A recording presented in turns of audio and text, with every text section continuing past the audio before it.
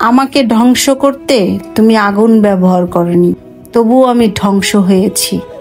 যা ব্যবহার করেছো তা হলো মায়া আর ভালোবাসা, যে বাঁধন থেকে আমি এখনো বের হতে পারিনি। আমরা তাদের কাছেই ভালোবাসা খুঁজি যাদের কাছে আমাদের ভালোবাসার কোনো অস্তিত্ব নেই। তুমি আমাকে ছেড়ে চলে গেছো, তাতে আমার কোনো আফসোস নেই।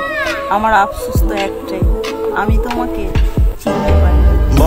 কারোর সাথে নিয়ম করে কথা না বলাই ভালো, কারণ কথা বললে মায়া বাড়ে, অভ্যাস হয়ে যায়।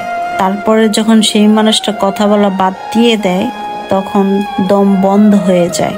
তুমি আগ্রহ দেখিয়েছিলে বলেই তোমাকে ভালোবেসেছিলাম, কিন্তু কে জানতো এভাবে আমার ধুকে ধুকে কেঁদে কেঁদে সারা রাত কাটাতে হবে।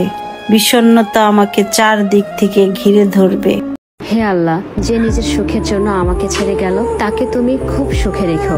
তার জীবনেও তুমি এমন একজনকে